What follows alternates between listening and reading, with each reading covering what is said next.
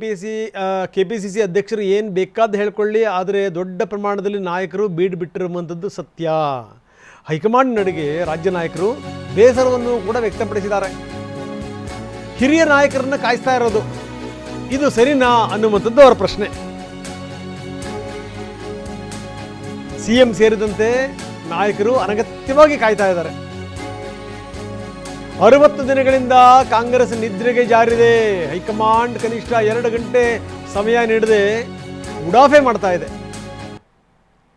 ರಾಹುಲ್ ಗಾಂಧಿಯವರಿಗೆ ಕರ್ನಾಟಕದ ನಿರ್ಧಾರ ಮಹತ್ವ ಅಲ್ಲವಾ? ತೀರಾ 60 ದಿನಗಳಲ್ಲಿ 2 ಗಂಟೆ ಸಮಯ ಕೊಡೋಕ್ಕೂ ಆಗಲ್ವಾ? ಈ ಊಟಕ್ಕೆ ಅಂತ ನಾಯಕರನ್ನ ಜೊತೆ ಕೂಡಿಸ್ಕೊಂಡ್ರು ಕೂಡ 2 ಗಂಟೆ ಚರ್ಚೆ ಮಾಡ್ಬೋದಪ್ಪ. ಏನಿದೆ ಅದರಲ್ಲಿ ದೊಡ್ಡ ಸಂಗತಿ? ಆದರೂ ಕೂಡ ಅನಗತ್ಯವಾಗಿ ಇವರು ಯಾಕೆ ಕಾಯಿಸ್ತಾ ಇದ್ದಾರೆ ಅನ್ನುವಂಥದ್ದು ನಾಯಕರ ಪ್ರಶ್ನೆ. ತೀರಾ ಕರ್ನಾಟಕದ 10 ಸಮಸ್ಯೆಗಳಿದೆ. 1-2 ಸಮಸ್ಯೆಗಳು KPSC ಸಮಸ್ಯೆಗಳಿಂದ ಹಿಡಿದು ಬರದ ಸಮಸ್ಯೆಯಿಂದ ಹಿಡಿದು 10 ಸಮಸ್ಯೆಗಳು. ಇಂಥ ಸಂದರ್ಭದಲ್ಲಿ ನಾಯಕರು ಇಲ್ಲಿರಬೇಕು, ಸ್ಥಳೀಯವಾಗಿ ಓಡಾಡಬೇಕು. ಹೋಗಲ್ಲಿ ಕೂತ್ಕೊಂಡ್ಬಿಟ್ರೆ ಗತಿ ಏನು? ಬರಗಾಲ ಇದೆ, ಕಾವೇರಿ ಗಲಾಟೆ ಇದೆ. ಇವತ್ತು ಮೀಟಿಂಗ್ ನಡೆಯುತ್ತೆ ಅಂತಾರೆ ಹರಿಪ್ರಸಾದ್, KPCC ಅಧ್ಯಕ್ಷರು. ಮತ್ತೊಂದು ಸಮರ್ಥನೆ ಕೊಡ್ತಾರೆ, ಇಡೀ ಸರ್ಕಾರ ದೆಹಲಿಯಲ್ಲೇನಿಲ್ಲ, ಮಂತ್ರಿಮಂಡಲಕ್ಕೂ ಇದಕ್ಕೂ ಏನು ಸಂಬಂಧ ಇಲ್ಲ ಅಂತಾರೆ ಹರಿಪ್ರಸಾದ್. ಮೊದಲ ದಿನ ಸಂಸದರ ಸಭೆಗೆ ಬಂದಿದ್ದರು, 2ನೇ ದಿನ ಮತ್ತೊಂದು ಮೀಟಿಂಗ್ ಆಯಿತು, ಕೇಂದ್ರ ಸಚಿವರನ್ನು ಭೇಟಿ ಮಾಡುವಂಥ ಕಾರ್ಯಕ್ರಮ. 3ನೇ ದಿನ ಕಾಂಗ್ರೆಸ್ ನಾಯಕರನ್ನ ಭೇಟಿ ಮಾಡ್ತಾರೆ. ಇದು ಹರಿಪ್ರಸಾದ್ ಅವರ ಮಾತು. ಈ ಸರ್ಕಾರ ದೆಹಲಿಯಲ್ಲಿಲ್ಲ, ಮುಖ್ಯಮಂತ್ರಿಗಳು ದೆಹಲಿಯಲ್ಲಿದ್ದಾರೆ. ಬಾಕಿ ಮಂತ್ರಿಗಳೆಲ್ಲರೂ ಸಹ ಕರ್ನಾಟಕ ರಾಜ್ಯದಲ್ಲೇ ಇದ್ದಾರೆ. ಸರ್ಕಾರ ಇದೆ. ಈಗಾಗಲೇ ಮುಖ್ಯಮಂತ್ರಿಗಳು ದೆಹಲಿಗೆ ಬಂದಿದ್ದು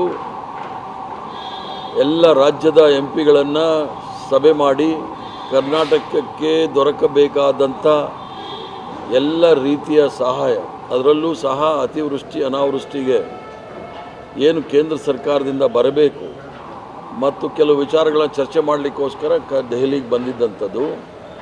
ಕೆಲವು ದೆಹಲಿಯಲ್ಲಿರ್ತಕ್ಕಂಥ ಮಂತ್ರಿಗಳು ಇನ್ನೂ ಸಮಯ ಕೊಡ್ತಾ ಇಲ್ಲ. ಪ್ರಧಾನಮಂತ್ರಿಗಳಿಗೆ ಈಗಾಗಲೇ ಮನವಿ ಮಾಡಿದ್ದಾರೆ, ಕರ್ನಾಟಕ ರಾಜ್ಯದಲ್ಲಿ ಅನಾವೃಷ್ಟಿಯಿಂದ ಏನು ಆಗ್ತಾ ಇದೆ ಅಂಥೇಳಿ.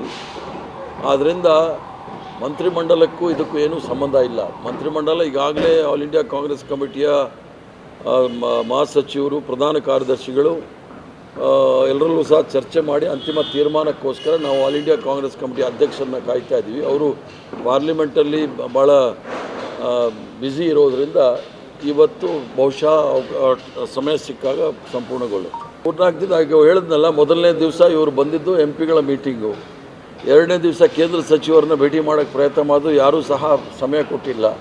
ಇವತ್ತು ಮಾತ್ರ ಪುರ್ಸೊತ್ತಾಗಿದ್ದಾರೆ. ಇವತ್ತು ಸಂಪುಟ ಸಭೆಯಲ್ಲಿ ಚರ್ಚೆ ಮಾಡ್ತಾರೆ. ಇವತ್ತೇನಾದ್ರು ಎಕ್ಸ್ಪೆಕ್ಟ್ ಮಾಡ್ಬೋದಾ ಸರ್ ಸಂಜೆ ಲೇಟ್ ನೈಟ್? ಇವತ್ತು ಸಮಯ ಸಿಕ್ಕಿದ್ರೆ ಇವತ್ತು ಸಹ ನನಗನ್ಸುತ್ತೆ ಅದು ಅಂತಿಮ ತೀರ್ಮಾನಕ್ಕೆ ಬರ್ತಾರೆ ಅಂತೇಳಿ ನನ್ನ ಅನಿಸಿಕೆ. ಇಡೀ ಸರ್ಕಾರ ದೆಹಲಿಯಲ್ಲಿಲ್ಲ, ಮುಖ್ಯಮಂತ್ರಿಗಳು ದೆಹಲಿಯಲ್ಲಿದ್ದಾರೆ. ಬಾಕಿ ಇನ್ನು ಯಾವುದೇ ಕಾರಣಕ್ಕೂ ತಮಿಳುನಾಡಿಗೆ ನೀರು ಬಿಡಬಾರ್ದು, ಇದು ರೈತರ ಆಗ್ರಹ. ಯಾವುದೇ ಕಾರಣಕ್ಕೂ ನೀವು ನೀರು ಬಿಟ್ಟರೆ ನಾವು ಸಹಿಸಲ್ಲ ಅನ್ನುವಂಥದ್ದು ಅವರ ಮಾತು. ಅದು ಒಂದು ಕಡೆಗೆ. ಇನ್ನೊಂದು ಕಡೆಗೆ ಏನು ಅಂತಂತಂದರೆ ಈ KPSCದು ಕಥೆ ನಡೀತಾ ಇದೆ. ಮತ್ತೊಂದು ಕಡೆಗೆ ಈ ಕಾವೇರಿದು ಈ ಗಲಾಟೆ ನಡೀತಾ ಇರೋದನ್ನು ತೋರಿಸ್ತಾ ಇದ್ವಿ. ಆದರೆ ಇದೆಲ್ಲದರ ನಡುವೆ ಹೋಗಿ ನಾಯಕರು ದೆಹಲಿಯಲ್ಲಿ ಕೂತ್ಕೊಂಡ್ಬಿಟ್ರೆ ಏನು ಮಾಡಬೇಕು? ಇದೀಗ ತಾನೇ KPCC ಅಧ್ಯಕ್ಷರು ಮಾತಾಡ್ತಾಯಿದ್ರು, ಇಲ್ಲ ಆ ಥರದ್ದೇನಿಲ್ಲ, ಮೊದಲನೇ ದಿವಸ ಯಾರನ್ನ ಭೇಟಿ ಮಾಡಿದ್ರು, 2ನೇ ದಿವಸ ಯಾರನ್ನ ಭೇಟಿ ಮಾಡಿದ್ರು, 3ನೇ ದಿವಸ ಕಾಂಗ್ರೆಸ್ ನಾಯಕರನ್ನ ಭೇಟಿ ಮಾಡ್ಕೊಂಡು ಹೊರಡ್ತಾರೆ ಅನ್ನುವಂಥ ಮಾತನ್ನು ಹೇಳಿದ್ರು. ದಯವಿಟ್ಟು ಇಲ್ಲಿ 10 ಸಮಸ್ಯೆಗಳಿರುವಂಥ ಸಂದರ್ಭದಲ್ಲಿ ಕೂತ್ಕೊಂಡು ನಾಯಕರು ಏನು ಮಾಡಬೇಕು? ಏನು ಕರ್ನಾಟಕದ ನಾಡಿ ಮಿಡಿತ ಗೊತ್ತಿಲ್ವೇನ್ರಿ? ಸುರ್ಜೇವಾಲಾ ಇಲ್ಲಿನ ಉಸ್ತುವಾರಿ ನಾಯಕರು, ಅವ್ರಿಗೆ ತುಂಬ ಚೆನ್ನಾಗಿ ಗೊತ್ತಿದೆ ಏನು ಎತ್ತ ಅಂತ. ಇನ್ನು AICC ಅಧ್ಯಕ್ಷರೇ ಕರ್ನಾಟಕದವರು. ಇನ್ನು DK ಶಿವಕುಮಾರ್ ಹೊಸಬ್ರ, ಸಿದ್ದರಾಮಯ್ಯನವರು ಹೊಸಬ್ರ? ಪಟ್ಟಿ ಮಾಡ್ಕೊಂಡಿರೋದನ್ನು ನೋಡಿ ಓಕೆ ಮಾಡೋಕ್ಕೆ ಅಥವಾ ನಿಲುವನ್ನು ಹೇಳೋಕ್ಕೆ ಅದೊಂದು ದೊಡ್ಡ ಸಂಗತಿನ? ಭಾಳ ಆಶ್ಚರ್ಯ ಆಗುವಂಥದ್ದು ಅದು. ಇರೋದು 3 ಮತ್ತೊಂದು ರಾಜ್ಯಗಳು. ಅದರಲ್ಲಿ ಇಷ್ಟೊಂದು ಡಿಲೇ ಮಾಡಿದ್ರೆ ಗತಿ ಏನು? ಇದೇ ಪ್ರಶ್ನೆ. ಬನ್ನಿ, ಪ್ರಮೋದ್ ಶಾಸ್ತ್ರಿ ನಮ್ಮ ಜೊತೆಗೆ ಈಗ ನೇರ ಸಂಪರ್ಕದಲ್ಲಿದ್ದಾರೆ. ಪ್ರಮೋದ್, ಇನ್ನು 8 ದಿವಸ ಆಗುತ್ತಂತೆ. ಯಾಕಂದರೆ KPCC ಅಧ್ಯಕ್ಷರು ಹೇಳ್ತಾ ಇದ್ರು, ಇಲ್ಲ ಹಾಗೇನಿಲ್ಲ, ಇವತ್ತು ನಾಯಕರ ಭೇಟಿಯಾಗುತ್ತೆ, ಇವತ್ತು ಮುಗಿಯುತ್ತೆ ಅನ್ನುವಂಥ ಮಾತನ್ನು ಅವ್ರು ಹೇಳಿದ್ದಾರೆ. ಇವತ್ತು ಕೂಡ ಒಂದು ಇಂಪಾರ್ಟೆಂಟ್ ಮೀಟಿಂಗ್ ಇದೆಯಂತೆ. ಏನು ಇಷ್ಟೊಂದೆಲ್ಲ ಕಸರತ್ತುಗಳು ಎಲ್ಲ ಮುಗಿದು ಅಟ್ಲೀಸ್ಟ್ ಇವತ್ತೇನಾದರೂ ಎಂಡ್ ಆಗ್ಬೋದಾ ಇದು? ಯಾಕಂದರೆ ರಾಜ್ಯದಲ್ಲಿ 10 ಸಮಸ್ಯೆಗಳಿದೆ. 10 ಸಮಸ್ಯೆಗಳಿರುವಂಥ ಸಂದರ್ಭದಲ್ಲಿ ಹಿಂಗೆ ಹೋಗಿ ಕೂತ್ಕೊಳ್ಳೋದು ಇದೆಯಲ್ಲ, ಅದು ಸರ್ವತಾ ಯಾರು ಕೂಡ ಒಪ್ಲಿಕ್ಕೆ ಸಾಧ್ಯ ಇಲ್ಲ. ಏನಂತೀರಿ? Ranganath, this is ridiculous. 60 ದಿನ ಬೇಕು ಒಂದು ಸಂಪುಟ ವಿಸ್ತರಣೆ ಮಾಡೋದಕ್ಕೆ, ಒಂದು 15 ಹೆಸರುಗಳನ್ನ ಫೈನಲ್ ಮಾಡೋದಕ್ಕೆ. ದೇಶದಲ್ಲಿ ಎದ್ದಂಥ ದೊಡ್ಡ ದೊಡ್ಡ ನಿರ್ಣಯಗಳನ್ನು ಒಂದು ಸಭೆಯಲ್ಲಿ ಅಥವಾ ಒಂದು ದಿನದಲ್ಲಿ ತೆಗೆದುಕೊಂಡಂಥ ಅನೇಕ ಉದಾಹರಣೆ ಇದೆ. ಜೊತೆಗೆ ಕಾಂಗ್ರೆಸ್ ಅಂತ ಪಕ್ಷದಲ್ಲಿ ಸಾಕಷ್ಟು ಪ್ರಧಾನ ಕಾರ್ಯದರ್ಶಿಗಳಿದ್ದಾರೆ, ಸಂಘಟನಾ ಕಾರ್ಯದರ್ಶಿಗಳಿದ್ದಾರೆ, ನಾಯಕರಿದ್ದಾರೆ. ಅವರೆಲ್ಲರೂ ಕೂಡ ಎಲ್ಲ ಎಕ್ಸಸೈಸ್ಗಳನ್ನ ಮಾಡ್ತಾರೆ. ಇದರ ಜೊತೆಗೆ ಸುನಿಲ್ ಕಣ್ಗೋಳ್ ಅಂತ ಅನೇಕ ಚುನಾವಣಾ ತಂತ್ರಜ್ಞರಿಗೂ ಕೂಡ ಏಜೆನ್ಸಿಗಳ ಮೂಲಕ ಮಾಹಿತಿಗಳನ್ನು ಕಲೆ ಹಾಕೋ ಜವಾಬ್ದಾರಿಯನ್ನು ರಾಹುಲ್ ಗಾಂಧಿ ಅವರೇ ಕೊಟ್ಟಿದ್ದಾರೆ. ಹೀಗಾಗಿ ಎಲ್ಲ ಫೀಡ್ಬ್ಯಾಕ್ಗಳು ಕೂಡ ಇರುತ್ತೆ, ಎಲ್ಲ ಮಾಹಿತಿಗಳು ಕೂಡ ಇರುತ್ತೆ. ಎಲ್ಲ ಮಾಹಿತಿಗಳನ್ನು ಇದ್ರು 3 ಜನ ನಾಯಕರನ್ನ ಕರೆದು ಮಾತನಾಡಿಸೋದಕ್ಕೆ ಸಮಯ ಸಿಕ್ಕಲ್ಲ ಅನ್ನೋ ನಿಜಕ್ಕೂ ಕೂಡ ನಾಚಿಕೆಗೇಡಿನ ಸಂಗತಿ. ಅತ್ತ ಜುನೈದ್ ಅವರ ಮನೆಗೆ ಹೋಗ್ತಾರೆ. ಜುನೈದ್ ಮನೆಗೆ ಹೋಗಲಿ, ತಪ್ಪೇನಲ್ಲ. ಆದರೆ ನಾಳೆಗೂ ಹೋಗ್ಬೋದಾಗಿತ್ತು, ಅವ್ರ ಮನೆಗೆ ನಾಡಿದ್ದು ಹೋಗ್ಬೋದಾಗಿತ್ತು. ರಾಜ್ಯ ಪ್ರಿಯಾರಿಟಿ ಇದೆ. ಕರ್ನಾಟಕ ಒಂದು ರಾಜ್ಯ, ಇದು ಯಾವುದೋ ಒಂದು ಸಣ್ಣ ಪುಟ್ಟ ಜಿಲ್ಲಾ ಪಂಚಾಯತಿನೋ ಅಥವಾ ಯಾವುದೋ ಒಂದು ವಾರ್ಡ್ಗೆ ಸೀಮಿತವಾಗಿರುವಂಥ ಅಲ್ಲ. ಅರ್ಧ ಸರ್ಕಾರವೇ ಅಲ್ಲ, ಅರ್ಧ ಸರ್ಕಾರದಲ್ಲಿ ಮಾತ್ರ ಸರ್ಕಾರ ನಡೀತಾ ಇದೆ.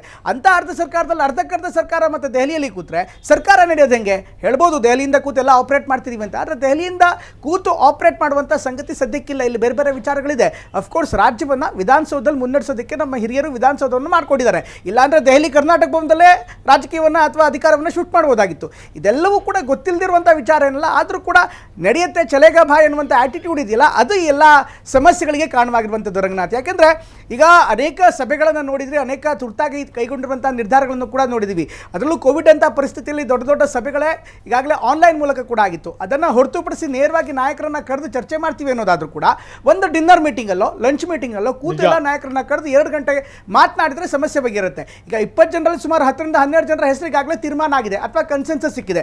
ಬಾಕಿ ಇರುವ 6 ಜನಗಳಿಗೋಸ್ಕರ 60 ದಿನ ಕಾಯಬೇಕಾ? ನಿಜಕ್ಕೂ ಇದೆಲ್ಲ ಹೈಕಮಾಂಡ್ ಯೋಚನೆ ಮಾಡಬೇಕಂತ ಸಂಗತಿ. ಯಾಕೆ ಪಕ್ಷವನ್ನು ನಡೆಸಲಾಗುತ್ತೆ, ಹೇಗೆ ನಡೆಸಲಾಗುತ್ತೆ ಅನ್ನುವಂಥದ್ದು ಇದೆಲ್ಲವೂ ಕೂಡ ಮಾನದಂಡವಾಗಿ ಇರುತ್ತೆ. ಒಂದು ಪಕ್ಷ ಹೇಗೆ ಮುನ್ನಡೆಸಲಾಗುತ್ತೆ ಅನ್ನೋದಕ್ಕೆ ನಿರ್ಧಾರ ತೆಗೆದುಕೊಳ್ಳೋದಕ್ಕೆ ಇದೆಲ್ಲವೂ ಕೂಡ ಒಂದು ನೀತಿ ನಿರ್ಧಾರ ರೂಪಿಸುವಲ್ಲಿ ಮಾನದಂಡವಾಗಿದೆ. ಹೀಗಾಗಿ ಸರ್ಕಾರದ ಸಮಸ್ಯೆಗಳಿದೆ. ಒಂದು ಸರ್ಕಾರ ನಡೆಸೋದು ತಮಾಷೆ ಮಾತಲ್ಲ. ಪ್ರತಿನಿತ್ಯ ಸರ್ಕಾರಕ್ಕೆ ದೊಡ್ಡ ಪ್ರಮಾಣದ ಆದಾಯ ತರಬೇಕಾಗುತ್ತೆ. ಸರ್ಕಾರಕ್ಕೆ ಸಮಸ್ಯೆಗಳು ಸಾಕಷ್ಟಿದೆ. ನೀರಿನ ಸಮಸ್ಯೆ ಇದೆ, ಬರದ ಸಮಸ್ಯೆ ಇದೆ, ಮಳೆ ಸಮಸ್ಯೆ ಇದೆ, KPSC ವಿದ್ಯಾರ್ಥಿಗಳ ಸಮಸ್ಯೆ ಇದೆ, KRS ಭಾಗದಲ್ಲಿ ಸಮಸ್ಯೆ ಇದೆ, ಅನೇಕ ಜಿಲ್ಲೆಗಳಲ್ಲಿ ಆಡಳಿತಾತ್ಮಕ ಸಮಸ್ಯೆ ಇದೆ. ಸಚಿವರು ಅಲ್ಲಿ ಹೋಗಿ ಕೂತ್ಕೊಂಡ್ರು. ಅದರ ಜೊತೆಗೆ 30-40 ಶಾಸಕರು ಡೆಲ್ಲಿಗೆ ಹೋಗಿ ಕೂತ್ಕೊಂಡು, ಮಾಜಿ ಮುಖ್ಯಮಂತ್ರಿಗಳು, ಮಂತ್ರಿಗಳೆಲ್ಲ ಅಲ್ಲಿ ಕೂತ್ಕೊಂಡ್ರು. ಅರ್ಧಕ್ಕರ್ಧ 144 60-65 ಜನ ಅಲ್ಲಿದ್ದಾರೆ. ಹೀಗಿದ್ದಾಗಲೂ ಕೂಡ ಹೈಕಮಾಂಡ್ ನಿರ್ಧಾರ ಮಾಡಲ್ಲ ಅಂದರೆ ನಿಜಕ್ಕೂ ಅವರ ಆ್ಯಟಿಟ್ಯೂಡನ್ನು ತೋರಿಸುತ್ತೆ, ಅವರ ಮೈಂಡ್ ಸೆಟ್ಟನ್ನು ತೋರಿಸುತ್ತೆ. ಹೈಕಮಾಂಡ್ ಸಂಸ್ಕೃತಿ ಇರಬೇಕು, ಎಲ್ಲ ಪಕ್ಷದಲ್ಲೂ ಇದೆ. ಆದರೆ ಹೈಕಮಾಂಡೇ ಅಂತಿಮ ಅನ್ನುವಂಥ ಒಂದು ನಿರ್ಧಾರ ಇದೆ. ನಿಜಕ್ಕೂ ಕಾಂಗ್ರೆಸ್ ಪಕ್ಷದ ನಾಯಕರು ಕೂಡ ಫ್ರಸ್ಟ್ರೇಟ್ ಆಗಿದ್ದಾರೆ ರಂಗ. ನಿಜ ಹೇಳಬೇಕು ಅಂದರೆ, ಯಾಕಂದ್ರೆ ಪಾಪ ಅವ್ರು ಹೇಳೋಕ್ಕಾಗಲ್ಲ, ನೇರವಾಗಿ ಕ್ಯಾಮ್ರಾ ಮುಂದೆ ಹೇಳೋಕ್ಕಾಗಲ್ಲ. ಬದಲಾಗಿ ಒಳ್ಳೊಳಗೆ ಶಾಪ್ ಹಾಕೊಂಡು ಕೂತ್ಕೋತಾ ಇದ್ದಾರೆ ರಂಗನಾಥ್. ಓಕೆ, ಧನ್ಯವಾದ ತಮ್ಮೆಲ್ಲ ಮಾಹಿತಿಗೆ.